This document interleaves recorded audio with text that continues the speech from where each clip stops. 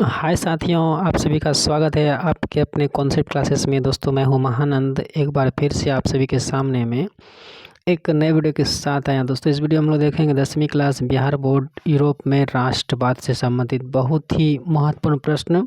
और ये सभी प्रश्न NCERT का होने वाला है साथियों। और ये एग्ज़ाम के दृष्टिकोण से 100% जो है आने की पूर्ण गारंटी है। चलिए साथियों, प्रश्न को शुरू करते हैं। देखिए साथियों, पहला प्रश्न है 1 नंबर। इटली तथा जर्मनी वर्तमान में किस महादेश के अंतर्गत आते हैं? साथियों, आप सभी का पता होगा इटली और जर्मनी वर्तमान में किस महादेश के अंतर्गत है। इसका सही आंसर हो जाएगा कौन सा? यूरोप। क्या हो जाएगा? यूरोप महादेश के अंतर्गत आता है इटली और जर्मनी। चलिए साथियों, दूसरा प्रश्न आपके सामने देखिए दिया है, ध्यान से देखिए। प्रश्न है साथियों कि फ्रांस में किस शासन वंश की पुनः स्थापना वियना कांग्रेस के द्वारा किया गया था? तो इसका सही आंसर दोस्तों होगा बुर्बो वंश। क्या आ जाएगा? बुर्बो वंश। तो किस वंश का स्थापना किया गया था? बुर्बो वंश का। चलिए अगला प्रश्न है 3 नंबर। 3 नंबर देखिए प्रश्न क्या है। 3 नंबर देखिए साथियों, प्रश्न क्या है, मेजनी का संबंध कहता है किस संगठन से था? तो मेजनी का जो संबंध था दोस्तों, इसका सही आंसर होगा, एक संगठन था कार्बोनरी। तो मेजनी का संबंध किससे होगा? कार्बोनरी से। इसका सही आंसर क्या हो जाएगा? B number. चलिए साथियों आगे बढ़ते हैं। अगला प्रश्न आपके सामने साथियों है, अगला प्रश्न है देखिए आपके सामने कितना नंबर है साथियों? 4 नंबर। प्रश्न देखिए ध्यान से, इटली और जर्मनी के एकीकरण के विरुद्ध में कौन था? साथियों आप सभी को पता होगा इटली और जर्मनी के एकीकरण के विरुद्ध में कौन था? ऑस्ट्रिया। क्या था? ऑस्ट्रिया ऐसा था जो इटली और जर्मनी के एकीकरण को संभव होने नहीं दे रहा था, इसके विरोध में था। चलिए अगला प्रश्न चलते हैं साथियों, देखिए ध्यान से प्रश्न को। प्रश्न क्या कर रहा है, काउंटर काबूर ने विक्टर एमेनुअल को किस पद पर नियुक्त किया था? आप सभी को अच्छी तरह पता होगा साथियों, उसको जो नियुक्त किया गया था वो था प्रधानमंत्री के पद पर। काउंटर काबूर को विक्टर एमेनुअल ने किस पद पर नियुक्त किया था? प्रधानमंत्री के पद पर। चलिए साथियों आगे बढ़ते हैं। ये प्रश्न साथियों हर साल एग्जाम में आता है, गैरीबाल्डी पैसेज से क्या था? चलिए आप सभी कमेंट करके बताएंगे इस गैरीबाल्डी पैसेज से क्या था। चलिए आगे बढ़ते हैं हम। अगला प्रश्न देखिए 7 नंबर साथियों है। 7 नंबर प्रश्न है, जर्मनी राइन राज्य का निर्माण किसने किया था? इसका सही आंसर हो जाएगा नेपोलियन बोनापार्ट। किसने किया था? नेपोलियन बोनापार्ट ने जर्मनी राइन राज्य का निर्माण किया था। अगला प्रश्न साथियों देखिए ध्यान से, बहुत ही इंपॉर्टेंट, ये भी प्रश्न कई बार पूछ चुका है। जाल बेरिन कैसी संस्था थी, यानी कि किसकी संस्था थी? तो साथियों आप सभी पढ़ चुके होंगे कि जाल बेरिन एक संस्था थी, किसकी? व्यापारियों की। किसकी संस्था थी? व्यापारियों की। आगे बढ़ते हैं साथियों, देखिए ध्यान से अगला प्रश्न साथियों।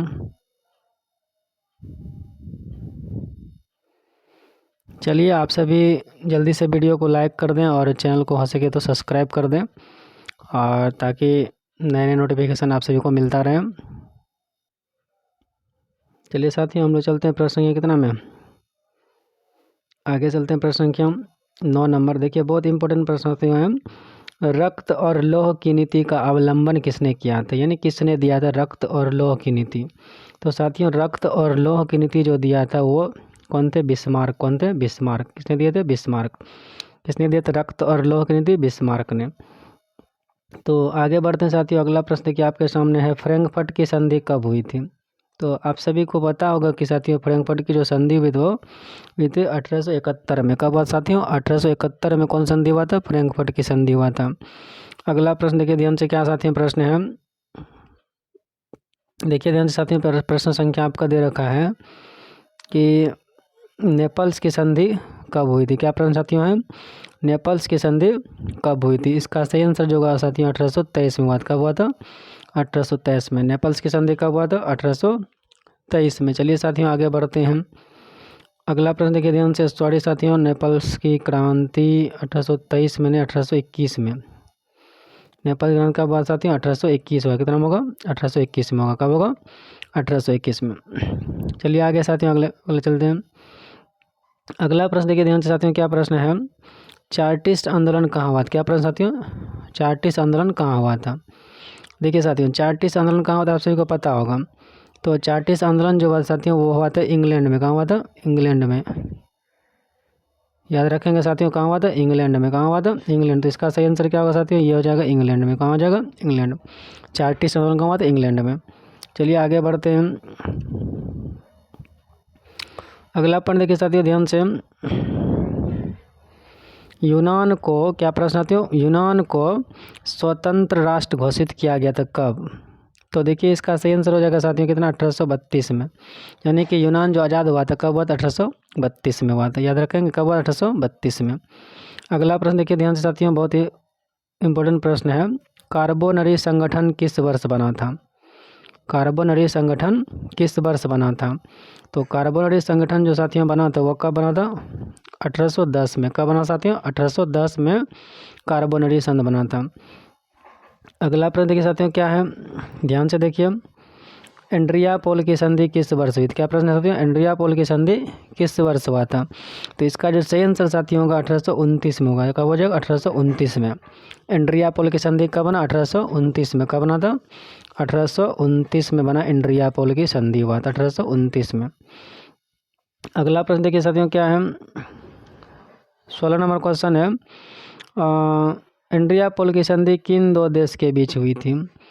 तो ये संधि आखिर किसके बीच में हुई थी? चलिए साथियों देखते हैं। इसका सही आंसर जो होगा साथियों सैडोन और फ्रैंकफर्ट, सैडोन के बीच हुआ था। किसके बीच हुआ साथियों? सैडोन के बीच हुआ था। अगला प्रश्न देखिए साथियों क्या लिखा है, यूरोप वासियों ने किस देश के साहित्य का एवं ज्ञान विज्ञान प्रेरणा स्रोत रहा? तो इसके लिए साथियों जो रहा था ना यूनान का, कहाँ का रहा था? यूनान के देश का जो साहित्य और ज्ञान विज्ञान था जो यूरोप वासियों के लिए प्रेरणा का स्रोत रहा था। अगला प्रश्न के ध्यान से क्या है साथियों कि युवा इटली, यानी कि जिसको हम लोग यंग इटली के नाम से जानते हैं, इसको यंग इटली भी कहा जाता है और युवा इटली भी कहा जाता है। यंग इटली, कौन सा इटली? यंग इटली या तो युवा इटली भी कहा जाता है। इसकी स्थापना जो किया गया किसने किया था? तो ये इसका सही आंसर जाएगा मैजनी। किसने कहा था? मैजनी ने। इसका स्थापना किसने किया? मैजनी ने। युवा इटली या यंग इटली। अगला प्रश्न साथियों देखिए क्या है, देखिए ध्यान साथियों क्या क्वेश्चन है। क्वेश्चन कर रहा देखिए, बिस्मार्क निम्न में से देख क्या था? तो बिस्मार्क जो था ना कूटनीतिज्ञ था। कौन थे? कूटनीतिज्ञ था। बिस्मार्क कूटनीतिज्ञ था, याद रखेंगे। अगला प्रश्न देखिए ध्यान से क्या साथियों है, सार्डिनिया पिडमाउंट का शासक कौन था?